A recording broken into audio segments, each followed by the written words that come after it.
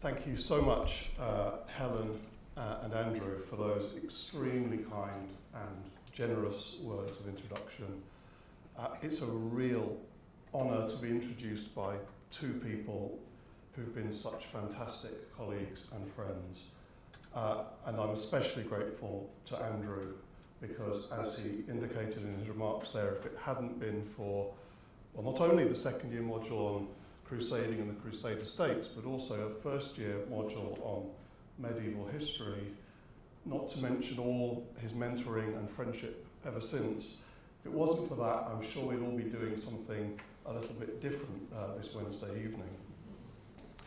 My thanks also to Matt Cluley for all the work that has gone into the planning and preparations to make this event happen. And thanks to everybody here for joining me tonight, especially those of you who've travelled quite some distance to get here. It's really somewhat surreal and quite overwhelming to be stood in front of so many current and former students, my excellent colleagues and friends from within and beyond the University of Birmingham, friends from outside the world of universities, and of course my lovely family here at the front. There are so many people in this room who've played a part in supporting me and my career, and I'm really honoured that you've been able to join me tonight. Thank you. Should we stop talking about the Crusades? When the title for this lecture was first announced, it generated a number of interesting responses. One Birmingham colleague, who shall remain nameless, expressed hope.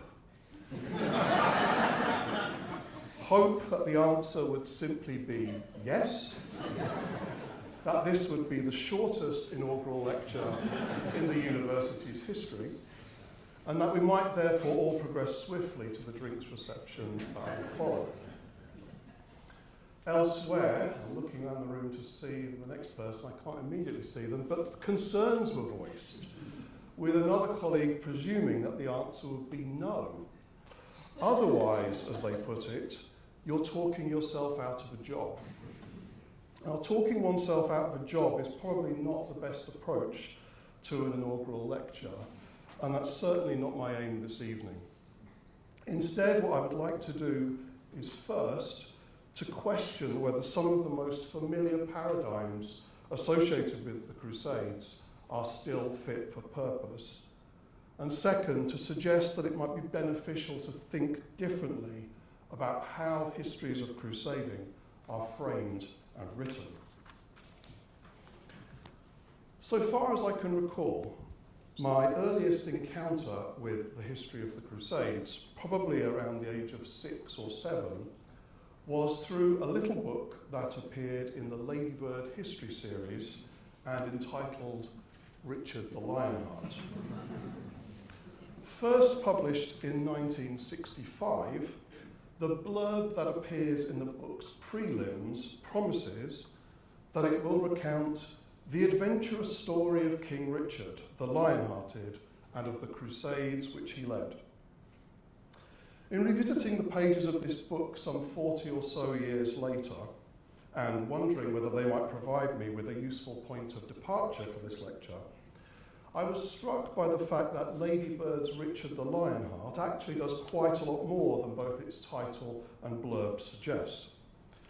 In fact, the deeds of King Richard are bookended, quite literally, with both a descriptive and illustrative general history of the crusading past.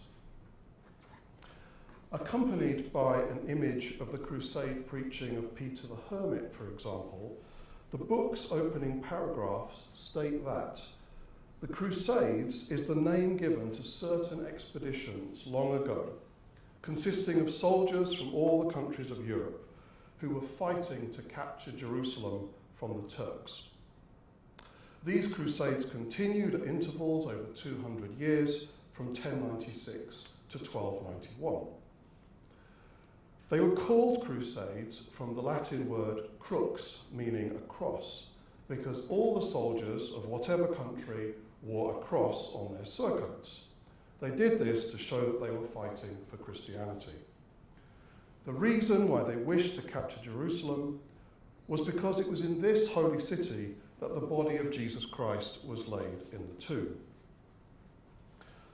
The book then goes on to provide a brief overview of the achievements of the First Crusade, the foundation of the Latin Kingdom of Jerusalem, the failure of the Second Crusade, and the 1187 reconquest of Jerusalem by Saladin, all of which is intended to provide the context for the book's fuller discussion of the Third Crusade and Richard's leading role within it. From there, the book considers the remainder of Richard's biography up to his death in 1199, but it does not conclude there. Instead, the book continues to summarise the diversion of the Fourth Crusade, the misfortunes of the Children's Crusade, the outcome of the Fifth Crusade and the establishment of the second period of Latin rule over Jerusalem, the Sixth Crusade led by King Louis IX of France, and the 1272 Crusade of Edward of England, not to mention the supposed exploitation of the crusading movement more broadly by the merchants of Genoa and Venice. All this is supported by a map that appears in the book's end papers, in which the route of Richard the Lionheart's Third Crusade appears alongside that of the First Crusade and the Sixth Crusade. Together, these expeditions are characterised as the three main crusades, although the principles underpinning this selection are left hanging. Finally, on the closing page of the book, a summary of the impact of the Crusades includes the following critical assessment. The Crusades upset Europe for nearly 200 years. They cost millions of lives and wasted valuable treasure which could have been put to better use. I suspect that the grand narrative offered in Lady Bird's Richard the Lionheart may well have been informed by Stephen Runciman's celebrated 3-volume History of the Crusades, which was published between 1951 and 1954.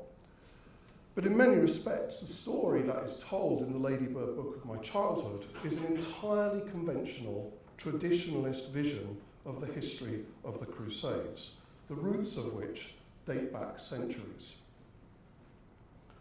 The first general history of the Crusades in English was written by a Cambridge clergyman named Thomas Fuller and first published in 1639. A striking feature of his book is that it closes with a 20-page chronological table, which is prefaced with the following words of introduction. Herein, I present the reader with a general view and synopsis of the whole story of the age of the Holy War. It is a story that, in Fuller's framing, began in 1095, when the Council of Clermont foundeth the Holy War, and concluded in 1291, when the Latin Christians were finally expelled out of Syria. Between these dates, according to Fuller, there were a number of voyages of Latin Christians from the west to the east, from the first voyage under Godfrey, Duke of Bouillon of 1096, and the second voyage under several princes and prelates of 1101, through the third voyage under Conrad the Emperor and Louis, King of France of 1146, the fourth voyage under Frederick, surnamed Barbarossa of 1189, and the fifth voyage under Richard of England and Philip of France of 1190, and so on and so forth, until finally the 14th voyage of 1275. Although the numbering of these expeditions differs from that of modern convention, an issue to which I shall return, the story told by Fuller is nevertheless, for the most part, entirely consistent with that recounted in Lady Bird's Richard the Lionheart some 350 years later.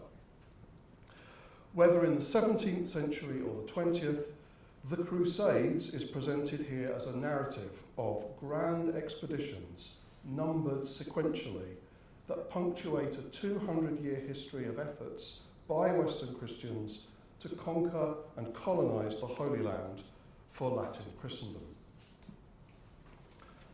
And to all intents and purposes, this is largely the same story that continues to be told, especially in histories of the crusading past that are presented to general audiences or that appear in educational curricula. To take a few select examples that illustrate this broader point, first, there is James Harper's 2008 book entitled The Crusades, the 200 Years' War, the clash between the cross and the crescent in the Middle East, 1096 to 1291, a framing that is obviously intended to evoke another medieval grand narrative, the so-called 100 Years' War between the kingdoms of England and France.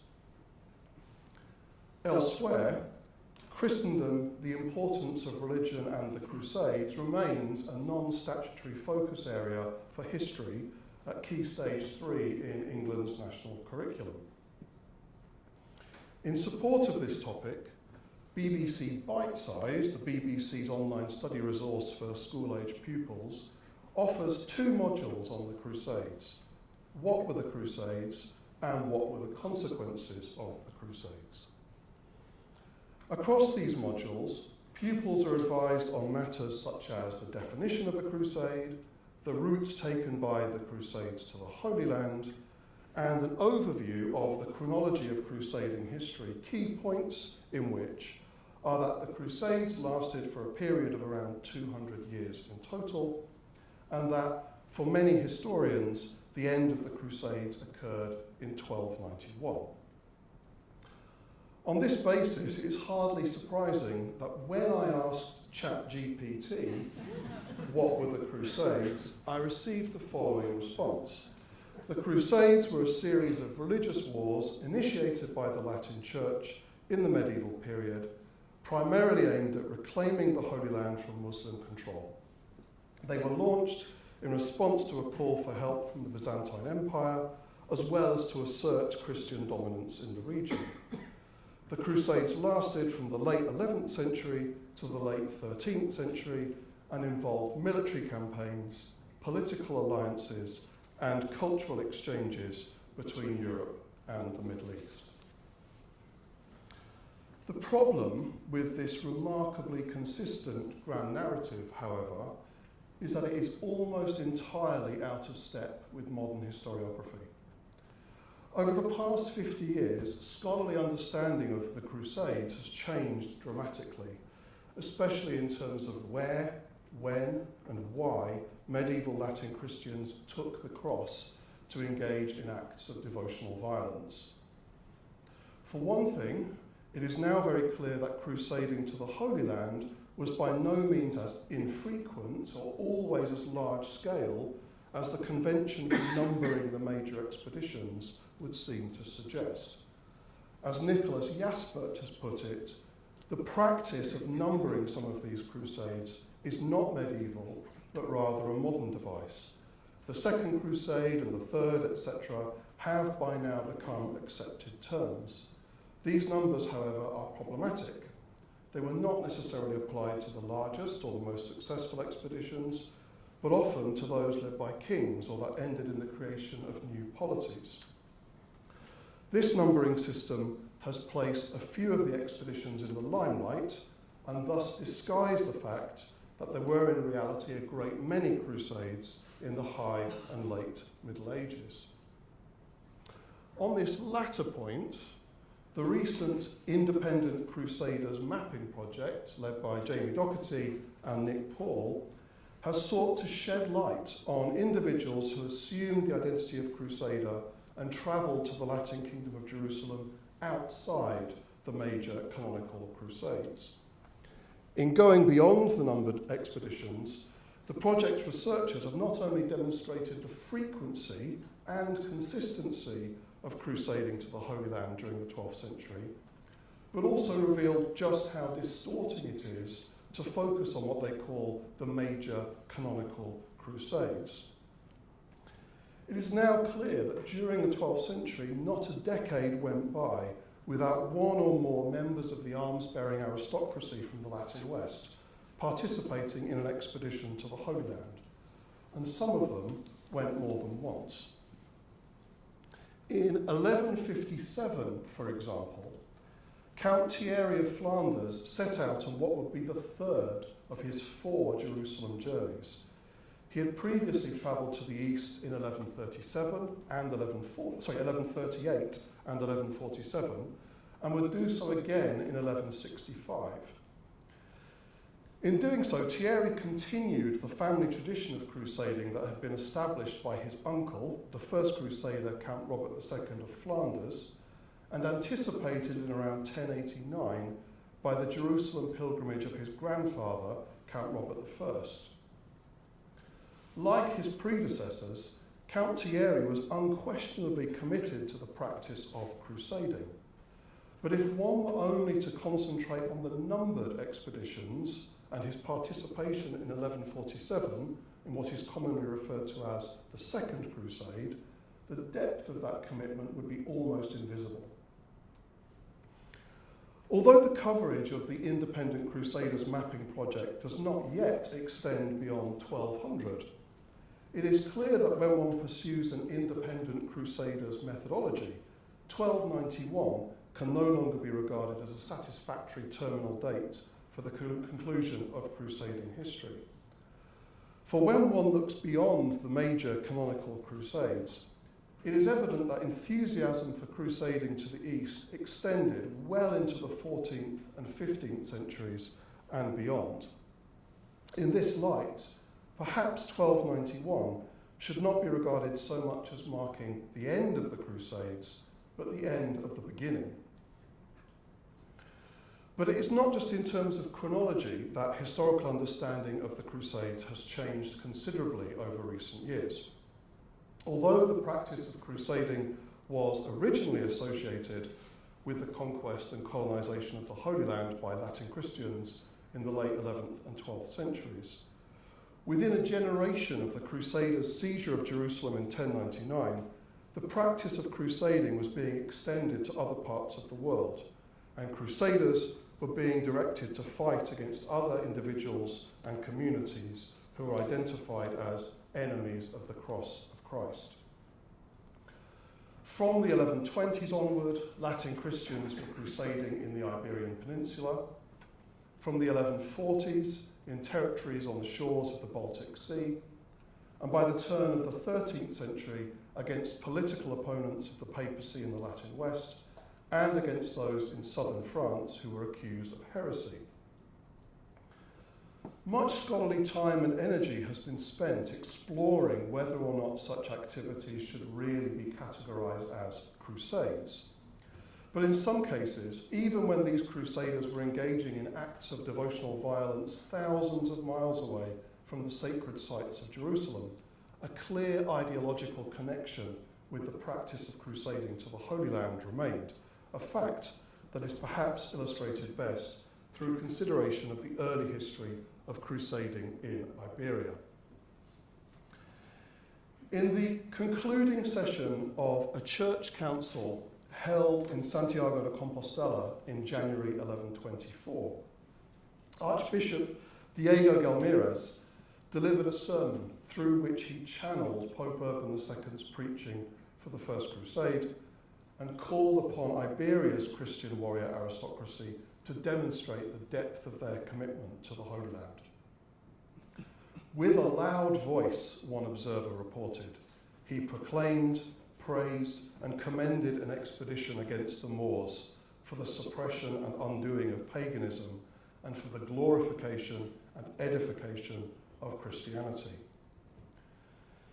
The theatrical nature of the Archbishop's preaching on this occasion, not to mention his decision to announce his call to arms at the end of a church council, were not the only ways in which Diego was seeking to evoke the memory of Urban II's proclamation of war, however.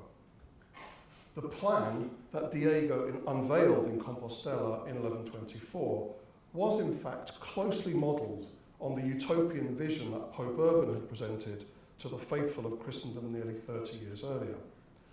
For just as at the Council of Clermont, Diego was calling for the opening of a pilgrim road to the Holy Sepulchre, only this time by conquering thousands of miles of Muslim-held territory in southern Iberia and across vast swathes of North Africa. The hour has come for you to rise from your slumber, Diego declared, as he entreated his audience to recall the achievements of the First Crusade before presenting them with his startling challenge.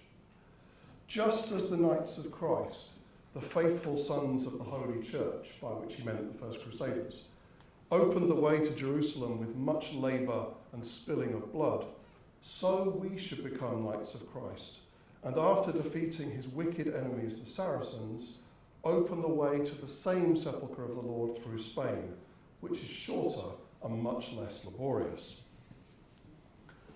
Throughout his preaching of the route through Spain, Diego insisted that all his proposals were in accordance with the instructions of Pope Calixtus II. On this basis, it is likely that the idea of advancing against the Almoravid Empire that stretched across Al-Andalus and Maghreb, and then attacking Fatimid Egypt and approaching Jerusalem from the southwest, had in fact originated in Rome rather than Compostela. Either way, one of the most striking features of the proposal is that it was clearly not dismissed as delusional by Diego and Calixtus's contemporaries. Indeed, by the time of the Archbishop's 1124 proclamation, the route through Spain was an aspiration that was already being pursued vigorously by one of the peninsula's most powerful Christian rulers, King Alfonso I of Aragon. Perhaps more than any other contemporary monarch in the Latin West, Alfonso personified the spirit of early 12th century Christian militancy that followed the seemingly miraculous Crusader conquest of Jerusalem in 1099. It was not for nothing that a later Aragonese chronicler described Alfonso as the battler. Among the most celebrated achievements of his 30-year reign was his conquest of Almoravid Zaragoza in December 1118, a triumph in which he'd been assisted by a number of veterans of the First Crusade. But with the crystallization of the idea of opening a route through Spain just a few years later, Alfonso was able to embrace an altogether more formidable task. For much of the 1120s, Alfonso was engaged in the conquest and colonization of the lands surrounding Zaragoza and the extension of Aragonese control south of the Ebro Valley. In doing so, he took inspiration from the achievements of the First Crusade, remembering how the sepulchre of the Lord was delivered out of captivity, and declaring that it was his ambition that, with God's favour, the road to Jerusalem will be opened from this direction, and the Church of God, which hitherto has been held under the captivity of slavery, will be made free. Alfonso's continued enthusiasm for the creation of a route through Spain was restated again a few years later, as he declared in 1128 that it was his intention to bring battle to and overcome all the Saracens on this side of the sea, and open a road to Jerusalem across the Straits of Gibraltar. Alfonso's commitment to this project appears to have been so deep-rooted that it was even manifest as he prepared in 1131 for what might happen to his kingdom when he died. In the testament that he composed at this time, which was subsequently confirmed 3 days before his eventual death in 1134, Alfonso made an extraordinary display of devotion to the Holy Land by promising to bequeath his entire kingdom to the Church of the Holy Sepulchre in Jerusalem and the two religious institutions that were most closely associated with enabling pilgrims to worship there, the Order of the Hospital of St. John and the Order of the Temple. Given that in a subsequent clause of his will, Alfonso also stated that he intended to present my horse and all of my weapons to the Knights of the Temple, it seems likely that the king was seeking to make arrangements through which his long-standing ambition to establish a route through Spain might continue to be pursued and perhaps eventually to be achieved. However eccentric this idea might appear with hindsight, it is clear that throughout his reign, Alfonso displayed a fervent devotion to the holy places and an unremitting dedication to the idea of crusading for their continued defence and preservation. On this basis, it is not at all surprising that one chronicler identified Alfonso and all those that fought under his command in 1134 as cruce signati, a Latin term that is generally translated as crusaders. They wore the cross of Christ and were strengthened with invincible courage, the chronicler wrote. Alfonso of Aragon never fought beyond the Iberian Peninsula, let alone in the Holy Land itself. But it is clear that just like Richard the Lionheart, Count Thierry of Flanders, or the many other crusaders who set out for Jerusalem in the 12th century, he understood his commitment to devotional violence within the context of the First Crusade and the new traditions of armed pilgrimage and cross-bearing that expedition had generated. Yet Alfonso's crusading deeds are universally excluded from the canon of the numbered expeditions. And in fact, his career does not generally figure in popular histories of the Crusades at all. This has resulted in what is, at best, a partial understanding of the medieval experience of crusading among wider audiences. And Alfonso's case could be multiplied many times over and for many parts of the medieval world from the early 12th century onwards. When observing the landscape of crusading activity in the mid-13th century, for example, the Dominican friar Thomas of Cantimpré described how in the course of his lifetime the cross was first preached against the lands of the Albigensians, i.e. in southern France. Secondly, against the Saracens in the Holy Land. Third, again, against the Albigensians. Fourth, against the Stedinger. Fifth, again to the Holy Land. And sixth, against the people of Aachen, who supported the schismatic Frederick, one-time emperor, against William, king-elect of the Roman Empire. As Thomas's overview indicates then, to focus narrowly on the major numbered expeditions to the Holy Land is to overlook the intensity, diversity, and longevity of the medieval practice of crusading. So, given that the term is most commonly and spuriously associated with the notion of a 200 years war or a clash between the cross and the crescent, should we stop talking about the Crusades? If historians were to try to dismantle some of the most familiar aspects of this narrative and conceptual scaffolding, what should remain intact and what might we try to replace it with? As a starting point, it is worth returning to the issue of numbering. In their discussion of the terms of reference for the Independent Crusaders mapping project, Jamie Doherty and Nick Paul wrote that, in this project, we have chosen to use the term Independent Crusader for several reasons. Foremost among them, it is our position that those who set out to fight in the East in the years between the numbered Crusades believed that they were following in the footsteps of the First Crusaders. Whether reacting to a specific papally sanctioned campaign or not, armed pilgrims considered themselves, and many of their contemporaries believed they were, undertaking the form of pilgrimage that had first been authorised by Pope Urban II at the Council of Clermont in November 1095. In broad terms, the position taken here is one that I fully agree with. In fact, for the most part, my example of Alfonso I of Aragon could sit comfortably within this framing too. I wonder, though, whether it is necessary or even advantageous to classify Thierry of Flanders and the many others whose names have been identified by this project as independent crusaders. At the risk of minimising their broader historiographical significance, I suggest it might be just as valuable to describe them simply as crusaders, and in so doing, to challenge the canonical status of the numbered expeditions against which their independence is constructed.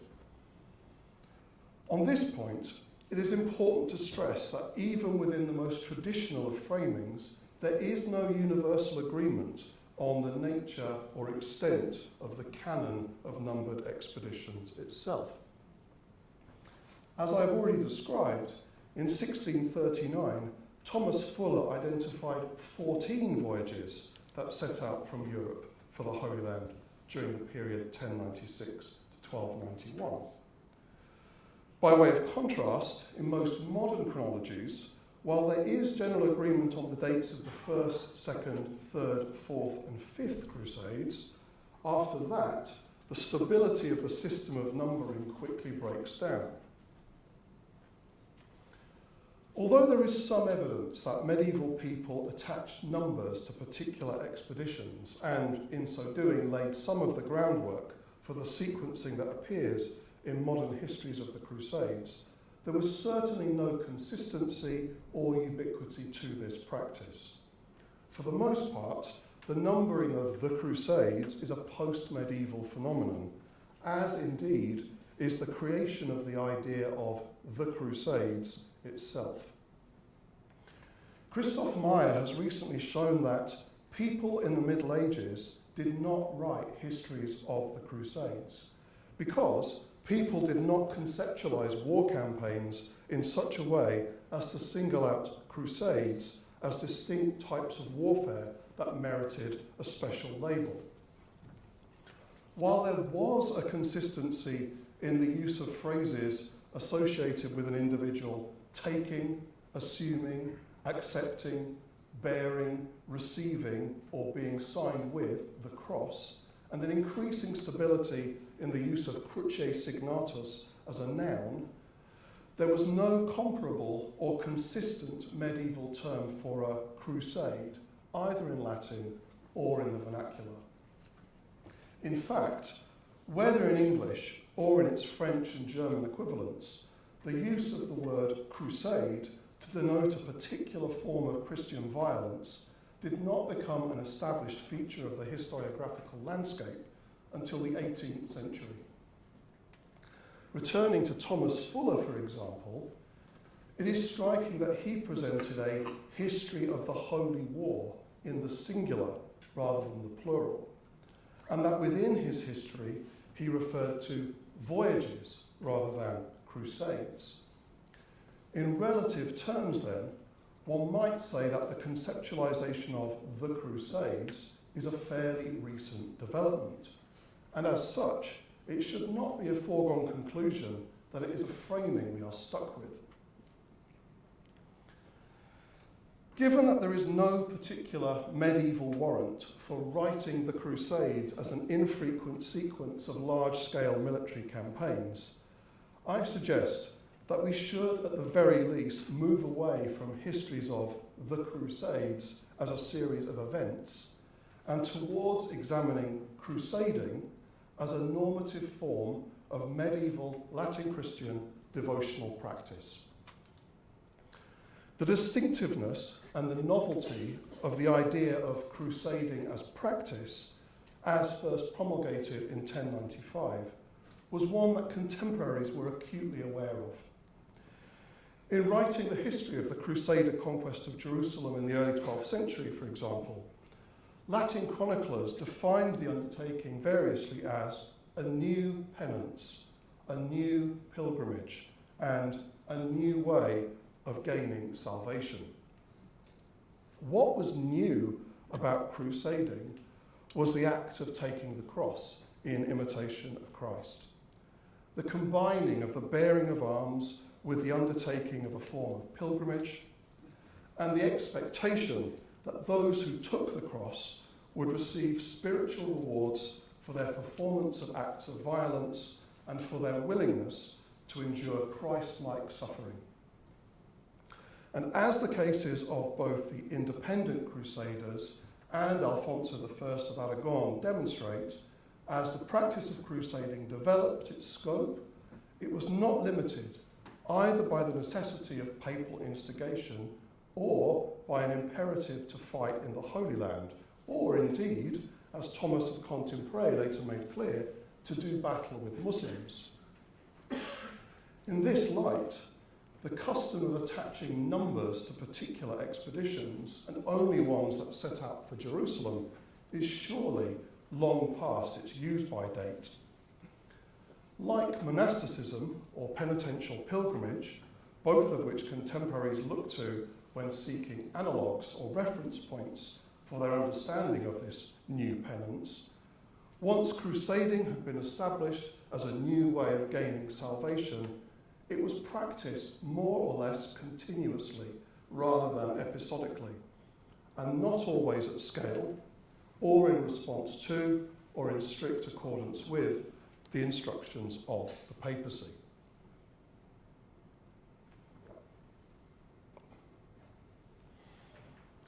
When drafting the abstract for this lecture and formulating the stepping stones for an argument for the importance of approaching crusading as practice, one of the things that proved more niggling than I expected was whether there was sufficient differentiation or semantic distance between the Crusades as noun and crusading as gerund.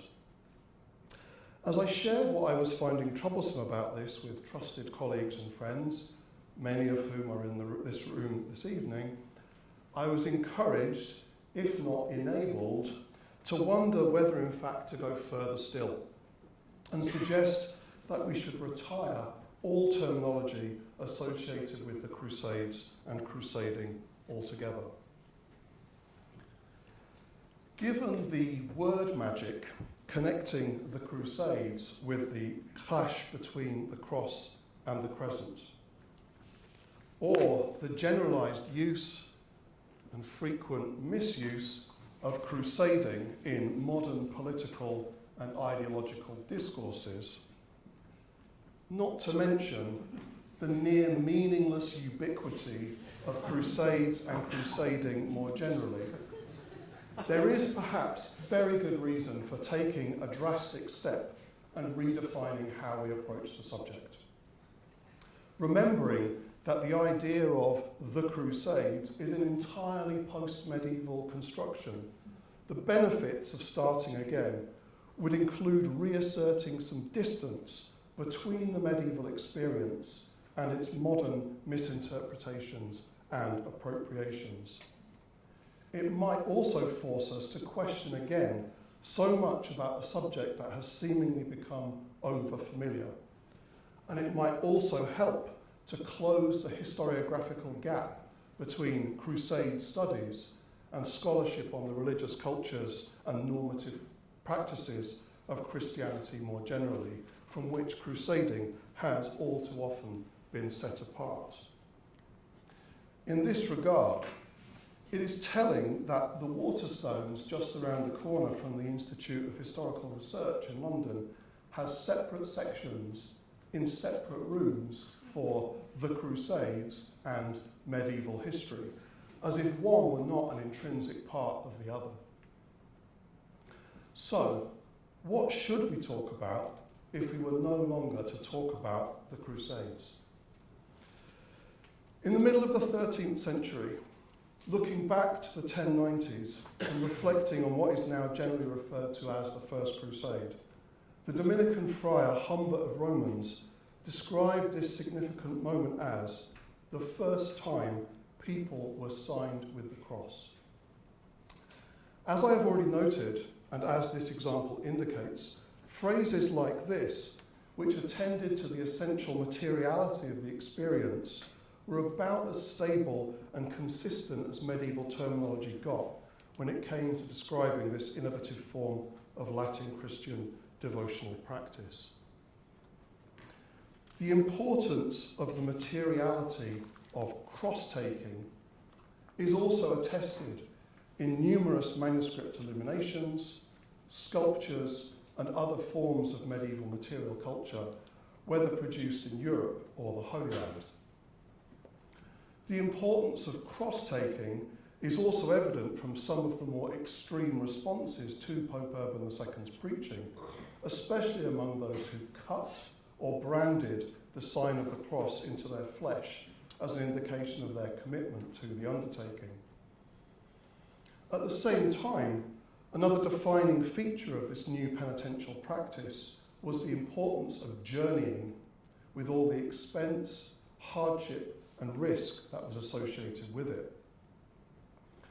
On this basis, one potential alternative formulation to crusading might simply be crossing, a term that not only has direct medieval warrant, but is also closely associated with the materiality and the lived experience of the devotional practice to which it relates. By extension, crusaders might be reimagined as cross-bearers, a term that is arguably both a more faithful translation of cruce signati and more evocative of the Christo-mimetic spirituality that lay at the practice's heart. Indeed, one might even say that the conceptual DNA for the idea of crossing or becoming a cross-bearer was in evidence from the very first paragraph of a text that is generally held to be the earliest surviving narrative of the 1099 conquest of Jerusalem, a text known as the Gesta Francorum. In opening his story about how that conquest had come about, the Gesta's anonymous author began by stressing the importance of three main ideas: cross-bearing, journeying, and suffering. When that time had already come, of which the Lord Jesus warns his faithful people every day, especially in the Gospel, where he says, "If any man will come after me, let him deny himself and take up his cross and follow me," there was a great stirring of heart throughout all the Frankish lands, so that if any man, with all his heart and all his mind, really wanted to follow God and faithfully to bear the cross after him, he could make no delay in taking the road to the Holy Sepulchre as quickly as possible. For even the Pope set out across the Alps as soon as he could, with his archbishops, bishops, abbots and priests, and he began to deliver eloquent sermons and to preach, saying, "If any man wants to save his soul, let him have no hesitation in taking the way of the Lord in humility. And if he lacks money, the divine mercy will give him enough." The Lord Pope said also, "Brothers, you must suffer for the name of Christ many things: wretchedness, poverty, nakedness, persecution, need, sickness, hunger, thirst, and other such troubles. For the Lord says to his disciples, 'You must suffer many things for my name, and be not ashamed to speak before men, for I will give you what you shall say, and afterwards great will be your reward.'" And when these words had begun to be rumoured abroad through all the duchies and counties of the Frankish lands, the Franks, hearing them, straightway began to sew the cross on the right shoulders of their garments, saying that they would all with one accord follow in the footsteps of Christ, by whom they had been redeemed from the power of hell. So they set out at once from their homes in the lands of the Franks. It is striking that this passage makes no direct reference to Muslims or Islam. It is instead almost entirely focused on the actions and effective piety of the cross-bearers themselves. Here, it is important to remember that the First Crusade, or perhaps the First Jerusalem crossing, or the crossing of 1096, 1099, we'll work that out. It's important to remember that it was not conceived as a war against Islam, so much as an armed pilgrimage for the liberation of the Holy Sepulchre and the wider Holy Land region. In stressing this point, and in centering the ideas and practices of those who became cross-bearers, it is not my intention to minimise or erase the experiences of medieval Jews and Muslims, or subsequently people accused of heresy, who were so often the victims of those Latin Christians who engaged in acts of penitential violence. On the contrary, my goal is to reach a better understanding of a medieval devotional practice through which so much suffering and death was caused.